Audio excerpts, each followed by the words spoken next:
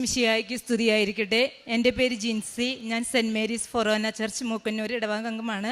ഞാൻ നേഴ്സായിട്ട് ജോലി ചെയ്യാണ് സൗദിയിൽ. ഞാൻ ഉടമ്പടി എടുക്കാനുള്ള കാരണം ഞങ്ങൾക്ക് ഒത്തിരി സാമ്പത്തിക ബാധ്യതയായിരുന്നു. ഒരു 10-25 ലക്ഷം രൂപ കടബാധ്യതയുണ്ടായി. ഞാൻ 2018 മുതൽ കൃപാസനത്തെക്കുറിച്ച് കേൾക്കണതാണ്. പക്ഷേ ഉടമ്പടി എടുക്കണം, 6 കാര്യങ്ങൾ ചെയ്യണം എന്നൊക്കെയും പറഞ്ഞപ്പം അതിൻ്റെ ആവശ്യം എന്ത് എന്നുള്ള ചോദ്യമായിരുന്നു എന്നെ അത് ഉടമ്പടി എടുപ്പിക്കാനായിട്ട് പ്രേരിപ്പിക്കാതിരുന്നത്. പിന്നെ അത്യാവശ്യം ഞാൻ പ്രാർത്ഥിക്കും, എല്ലാ ദിവസവും പള്ളിയിലൊക്കെ പോവാറുണ്ട്. അപ്പോൾ അതിൻ്റെ ആവശ്യമില്ല, അങ്ങനത്തെ ഒരു ഇതിലായിരുന്നു. അങ്ങനെ ഞാൻ സൗദിയിൽ പോയി. ഇത് കൂടി കഴിഞ്ഞപ്പോൾ ഞാൻ സൗദിയിൽ പോയി. സൗദിയിൽ ചെന്ന് കഴിഞ്ഞിട്ടും എനിക്ക് കിട്ടുന്ന പൈസയ്ക്കൊന്നും എനിക്കൊന്നും ചെയ്യാൻ പറ്റണില്ല. അങ്ങനെ ഇരിക്കെ ഒരു 2 വർഷം കഴിഞ്ഞു. 2 വർഷം കഴിഞ്ഞ് കടബാധ്യതയ്ക്ക് ഒരു വ്യത്യാസമില്ല. 4 വർഷമായി. 4 വർഷം ആയപ്പോഴേക്കും എനിക്ക് ഭയങ്കര ടെൻഷനായി. ഞാൻ ടാർഗറ്റ് ചെയ്ത് 4 വർഷത്തിനുള്ളിൽ നമുക്കൊരുവിധം കടം തീരും, തിരിച്ചു പോരുക, മക്കളുടെ കൂടെ നിൽക്കുക എന്നൊക്കെ ആയിരുന്നു. പക്ഷേ എൻ്റെ കടത്തിനൊന്നും ഒരു വ്യത്യാസമില്ല. അങ്ങനെ ടെൻഷൻ അടിച്ചിരിക്കുമ്പോൾ എൻ്റെ ഉള്ളിൽ നിന്ന് ഒരു ദിവസം ഞാൻ ഡ്യൂട്ടിയിലിരിക്കുമ്പോൾ ഭയങ്കര ടെൻഷനായിട്ടിരുന്നപ്പോൾ ഡ്യൂട്ടിയിലിരിക്കുമ്പോൾ ആരും എന്നോട് ഉള്ളിലിരുന്ന് പറയുന്നു, നീ ഉടമ്പടി എടുക്കുന്നു. അങ്ങനെ ഞാൻ ഡ്യൂട്ടിയിൽ തന്നെ, എനിക്കറിയില്ല ഓൺലൈനിൽ എങ്ങനെ ഉടമ്പടി എടുക്കണ്ടേന്ന്, ഞാൻ ഓൺലൈനിൽ ഉടമ്പടി എടുത്ത് ആദ്യത്തെ നിയോഗം ഞാൻ വെച്ചു, എൻ്റെ ഈശോയെ നിനക്ക് വേണ്ടി എനിക്ക് എന്തെങ്കിലുമൊക്കെ ചെയ്യാൻ പറ്റണം എന്നായിരുന്നു എൻ്റെ ആഗ്രഹം. അങ്ങനെ ഞാൻ വെച്ചു. 2ാമത്തെ നിയോഗം ഞാൻ വെച്ചു, എൻ്റെ സാമ്പത്തിക ബാധ്യതയ്ക്ക് നീ ഒരു ഉത്തരം ഉണ്ടാക്കണം. പക്ഷേ ദൈവത്തിൻ്റെ പ്ലാൻ വേറെയായിരുന്നു. മനുഷ്യൻ പദ്ധതികൾ വിഭാവനം ചെയ്യുന്നു, അന്തിമമായ തീരുമാനം കർത്താവിൻ്റേത് അത്രേ.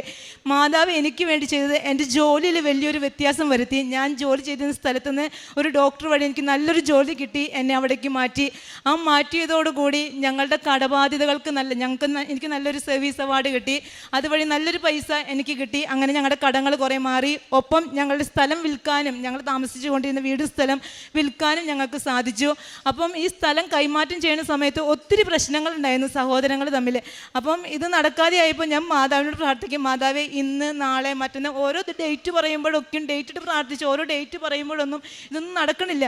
ലാസ്റ്റ് എനിക്ക് ഭയങ്കര സങ്കടമായിരുന്നു. എൻ്റെ ദൈവം ഇതിന് എന്തൊരു തീരുമാനമാക്കും ഞങ്ങൾ. അങ്ങനെയാണ് ഞങ്ങളുടെ സ്ഥലം കൊടുത്തു, ഞങ്ങളുടെ ലോൺ തീർത്തു. പക്ഷേ ആധാരം ഫ്രീ ആയി. പക്ഷെ ഞങ്ങൾക്ക് അയാൾക്ക് കൊടുക്കാൻ പറ്റണില്ല.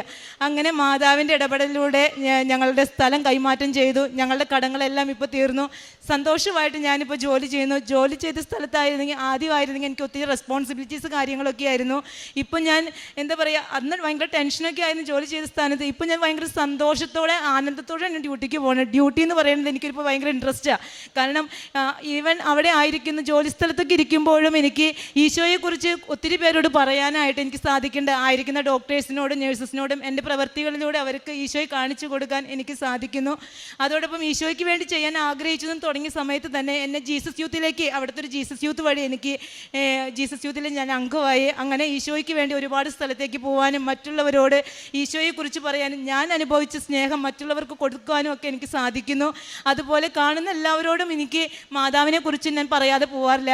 ആരെ കണ്ടാലും ഞാൻ ഏത് സൂപ്പർ മാർക്കറ്റിൽ നിന്ന് ആരെങ്കിലും വിഷമൊക്കെ നിന്നാലും ഞാൻ അവരോട് പറയും, നിങ്ങൾ കൃപാസനത്തിൽ പോയി കഴിഞ്ഞാൽ നമുക്കൊരു ഉത്തരവുണ്ട്. കാരണം ഉത്തരം കിട്ടാത്ത പല ഉത്തരങ്ങൾക്കും എനിക്ക് ഉത്തരം കിട്ടി. ദൈവത്തിന് അസാധ്യമായിട്ട് യാതൊന്നുമില്ല എന്ന് ഞാൻ വിശ്വസിച്ച് പറഞ്ഞുകൊണ്ട് അത് ഞാൻ പറഞ്ഞു. പിന്നെ ഞാൻ ഓൺലൈൻ ഉടമ്പടി എടുത്ത് ഞാനിവിടെ 3 മാസം കഴിഞ്ഞ വർഷം ലീവിന് വന്ന് 2023 ഡിസംബർ 1 ഞാൻ വന്ന് തീർത്ഥാടന ഉടമ്പടി എടുത്തു. ഞാൻ 3 മാസം ഞാൻ നൊയമ്പെടുത്തിട്ടാണ് വന്നത്. കാരണം എൻ്റെ ഹസ്ബൻഡ് എന്നെ വിടത്തില്ലായിരുന്നു ഇങ്ങോട്ട് ഉടമ്പടി എടുക്കാനായിട്ട്. 3 മാസം ഞാൻ നൊയമ്പെടുത്ത് ഞാൻ ലീവ് എടുത്ത് വന്നപ്പോൾ എന്നോട് പറഞ്ഞു, നീ പോയി ഉടമ്പടി എടുത്തോളാൻ പറഞ്ഞു. പുള്ളിക്കാരനും എൻ്റെ കൂടെ വന്നു. അങ്ങനെ ഞാൻ വന്ന് ഉടമ്പടി എടുത്ത് ദൈവത്തിൻ്റെ കൃപ കൊണ്ട് സന്തോഷമായിട്ടിരിക്കുന്നു. എനിക്ക് തീർത്ഥാടന ഉടമ്പടി എടുത്തതിന് ശേഷം എനിക്ക് മാതാവിൻ്റെ നല്ല സുഗന്ധാഭിഷേകം കിട്ടി. ഈശോയുടെ മുൾമുടി അണിഞ്ഞ മുഖം എനിക്ക് കാണിച്ചു തരാൻ പറ്റി. പിന്നെ ഒരു ദിവസം ഞാൻ ഉറക്കത്തിൽ നിന്നപ്പോൾ ഞാൻ ജോലി മാറി കിട്ടിയപ്പോൾ ഞാൻ പറഞ്ഞായിരുന്നു ഞാൻ സാക്ഷ്യം പറയാമെന്ന്. പക്ഷേ ഞാൻ സാക്ഷ്യം പറഞ്ഞില്ല. അത് കഴിഞ്ഞ് ഉറക്കത്തിൽ ഞാൻ അവിടെ തിരിച്ചു പോയി കഴിഞ്ഞപ്പോൾ ഞാനൊരു ട്രാൻസ്പോർട്ട് ബസ്സിൻ്റെ നിന്ന് ഞാൻ സാക്ഷ്യം പറയുന്നത് കാണിക്കും. അപ്പോൾ എനിക്ക് ഭയങ്കര വിഷമമായി. സാക്ഷ്യം പറയാത്തത് കൊണ്ടാണ് എന്നെ ഇങ്ങനെ കാണിക്കണേന്ന്. പക്ഷേ മാതാവിൻ്റെ ഞാൻ അവിടെ നിന്ന് ഞങ്ങൾ ഒരു തീർത്ഥാടന സ്ഥലത്തേക്ക് സൗദിയിൽ പോയപ്പോൾ ഇതുപോലൊരു വലിയൊരു ടൂറിസ്റ്റ് ബസ്സിൻ്റെ ജീസസ് യൂത്തിൽ നിന്ന് പോയ ടൂറിസ്റ്റ് ബസ്സിൻ്റെ നടുവിൽ നിന്ന് സാക്ഷ്യപ്പെടുത്തുവാനായിട്ട് തമ്പുരാൻ എന്നെ അനുവദിച്ചു. 10-50 പേരുണ്ടായിരുന്നു. ഞങ്ങൾ അവിടെ നിന്ന് ഈ മാതാവിനെ കുറിച്ച് പറയാനും ഇന്ന് ഞാൻ ഇങ്ങനെ ആയത് ഈ കൃപാസനം ഉടമ്പടിയിലൂടെയാണെന്ന് പറയാനുള്ള വലിയ കരുത്ത് തന്ന മാതാവ് എന്നെ സഹായിച്ചു. ഒപ്പം ഒരു തിരുവചനം എന്നെ ആഴത്തിൽ സ്പർശിച്ചു. ഞാൻ ഉറക്കത്തിൽ കാണാണ് എന്നെക്കൊണ്ട് ഏറ്റു പറയിപ്പിക്കുകയാണ്, എൻ്റെ ദൈവം തൻ്റെ മഹത്വത്തിൻ്റെ സമ്പന്നതയിൽ നിന്ന് യേശു ക്രിസ്തു വഴി എനിക്ക് ആവശ്യമുള്ളതെല്ലാം നൽകും. ഞാൻ ബൈബിൾ വായിക്കുമ്പോൾ എപ്പോഴും അണ്ടർലൈൻ ചെയ്തിട്ടുണ്ട്, ഡെഡ് ലൈൻ വെച്ച്. അങ്ങനെ ഞാൻ രാവിലെ എഴുന്നേറ്റിട്ട് ഞാൻ ആദ്യമേ തന്നെ ബൈബിൾ തുറന്ന് എവിടെയാണെന്ന് ഞാൻ തപ്പി കണ്ടുപിടിച്ചു. ഫിലിപ്പിയർ 4:13 ആ വചനം. ഇന്ന് ഞാൻ വിശ്വസിക്കുന്നു എൻ്റെ ദൈവം എനിക്കായിട്ട് നല്ല കാര്യങ്ങൾ ചെയ്യാനായിട്ട് തമ്പുരാൻ എന്നെ അനുവദിക്കുമെന്ന്. പിന്നെ കാരുണ്യ പ്രവർത്തികളായിട്ട് ഞാൻ ചെയ്തത് എൻ്റെ സാലറിയിൽ നിന്ന്, കാരണം ജോലി ഞാൻ ഒട്ടും പ്രതീക്ഷിച്ചില്ല മാറുമെന്ന്. ജോലിയിലുള്ള എൻ്റെ സാലറിയിൽ നിന്ന് കിട്ടണ ഒരു നിശ്ചിത വരുമാനം ഞാൻ പള്ളിക്കായിട്ടും, കാരണം ഞങ്ങൾക്ക് അവിടെ ജീസസ് യൂത്തിൻ്റെ കാര്യങ്ങൾക്ക് ഇതിനായിട്ട് മാറ്റുന്നു, കുറച്ച് പൈസ കാരുണ്യ പ്രവർത്തികൾ ഒരു ചാരിറ്റി ആയിട്ട് എനിക്ക് കോൺടാക്ട് ചെയ്യാനും അവരിലേക്ക് എനിക്ക് പൈസ അടയ്ക്കാനും ഒക്കെ എനിക്ക് പറ്റി. പിന്നെ പ്രേക്ഷിത പ്രവർത്തനം എന്ന് പറഞ്ഞു കഴിഞ്ഞാൽ ഇവിടുത്തെ സാക്ഷ്യങ്ങളും ധ്യാനങ്ങളും ഒക്കെ അച്ഛൻ്റെ മറ്റുള്ളവർക്ക് പകർന്നു കൊടുക്കുക, മറ്റുള്ളവർക്ക് അയക്കാനും വാട്സപ്പിലൂടെ അയക്കാനും ഷെയർ ചെയ്യുവാനും ഒക്കെ എനിക്ക് പറ്റുന്നു. എല്ലാവരും എന്നോട് ചോദിക്കും നിൻ്റെ വാട്സപ്പിൽ ഇത് മാത്രമേ ഉള്ളൂ, പക്ഷേ എനിക്കൊന്നും നാണക്കേടൊന്നും തോന്നണില്ല. എവിടെ ചെന്നാലും ഒരാളോടെങ്കിലും ഞാൻ പറയും ഞാൻ കൃപാസനത്തിൽ ഉടമ്പടി എടുത്ത ആളാണ്.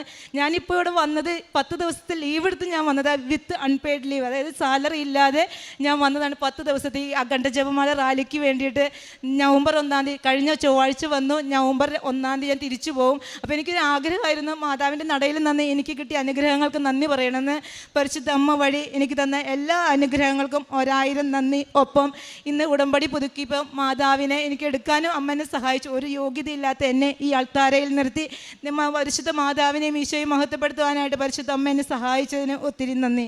14-ാം സങ്കീർത്തനത്തിൻ്റെ 2-ാം വാക്യം നമ്മളിങ്ങനെ കാണുന്നു: കർത്താവ് സ്വർഗത്തിൽ നിന്ന് മനുഷ്യ മക്കളെ നോക്കുന്നു, ദൈവത്തെ തേടുന്ന വിവേകികളുണ്ടോ എന്ന് അവിടുന്ന് ആരായുന്നു. സ്നേഹം നിറഞ്ഞവരെ, ദൈവത്തെ തേടുന്ന വിവേകികളാക്കി ഒരു മനുഷ്യനെ ഉടമ്പടി ജീവിതം മാറ്റുന്നു എന്നുള്ളതാണ്. നമുക്കറിയാം, ഉടമ്പടിയിൽ ഒരു വ്യക്തിയോട് വചനം വായിക്കണം എന്ന് പറയുമ്പോൾ, വചനത്തിൻ്റെ അഭിഷേകത്തിൽ ജീവിക്കണമെന്ന് നമ്മൾ പറയുമ്പോൾ, അതിൻ്റെ ഏറ്റവും പ്രധാനപ്പെട്ട ഒരു കാര്യമെന്ന് പറയുന്നത് ഉടമ്പടി വഴിയായിട്ട് ആ വ്യക്തിയുടെ ജീവിതത്തിൽ വചനം വായിക്കുമ്പോൾ വചനത്തിൻ്റെ വിജ്ഞാനത്തിലും വിവേകത്തിലും ആ വ്യക്തിക്ക് ജീവിക്കുവാനായിട്ട് സാധിക്കുന്നു എന്നുള്ളതാണ്. തൻ്റെ ജീവിത പ്രശ്നങ്ങളിൽ അനുദിനമായിട്ട് താൻ കടന്നു പോകുന്ന ജീവിതത്തിൻ്റെ സങ്കീർണമായിട്ടുള്ള പ്രശ്നങ്ങളിലും പ്രതിസന്ധികളിലും ഉടമ്പടികളായിരിക്കുന്ന ഒരു വ്യക്തി വചനത്തിൽ അഭയം പ്രാപിക്കുവാനായിട്ട് തുടങ്ങുന്നു. ഈ സഹോദരി ഫിലിപ്പിയർക്ക് എഴുതിയ ലേഖനം 4:13 ഉദ്ധരിച്ചുകൊണ്ട് നമ്മളോട് പറഞ്ഞു, ദൈവത്തിൻ്റെ ആ വലിയ കരുതലും സ്നേഹവും എൻ്റെ ജീവിതത്തിൽ അനുഭവിക്കുവാനായിട്ട് ഈ വചനം വായിക്കുമ്പോൾ വചനം വഴിയായിട്ട് എന്നെ ശക്തിപ്പെടുത്തുന്നുവെന്ന്. സ്നേഹം നിറഞ്ഞവരെ, ഉടമ്പടി തരുന്ന ഏറ്റവും വലിയ ഒരു കാര്യമെന്ന് പറയുന്നത് ഉടമ്പടിയിലിരിക്കുന്ന ഒരു വ്യക്തിക്ക് ദൈവത്തോട് സംവദിക്കുവാനായിട്ട്, സംസാരിക്കുവാനായിട്ട് വിശുദ്ധ ഗ്രന്ഥം കാരണമാകുന്നു എന്നുള്ളതാണ്. ഈ സഹോദരിയുടെ ജീവിതത്തിൽ വ്യത്യസ്തങ്ങളായിട്ടുള്ള കാര്യങ്ങൾ നിറവേറ്റപ്പെടുമ്പോൾ നമ്മൾ തിരിച്ചറിയേണ്ട ഏറ്റവും പ്രധാനപ്പെട്ടൊരു കാര്യമെന്ന് പറയുന്നത് ഉടമ്പടി വഴിയായിട്ട് നമ്മൾ ഓരോരുത്തരും വചനവുമായിട്ട് ഐക്യപ്പെട്ട് ജീവിക്കുവാനായിട്ട് തുടങ്ങുമ്പോൾ ജീവിക്കുന്ന വചനമാകുന്ന ദൈവ സാന്നിധ്യം നമ്മളുടെ ഓരോരുത്തരുടെയും ഹൃദയത്തെയും ജീവിതത്തെയും പരിവർത്തനപ്പെടുത്തുന്നു. ഈ സഹോദരിയുടെ ജീവിതത്തിലും ഇതുപോലെ തന്നെ കുടുംബത്തിലും പരിശുദ്ധ അമ്മ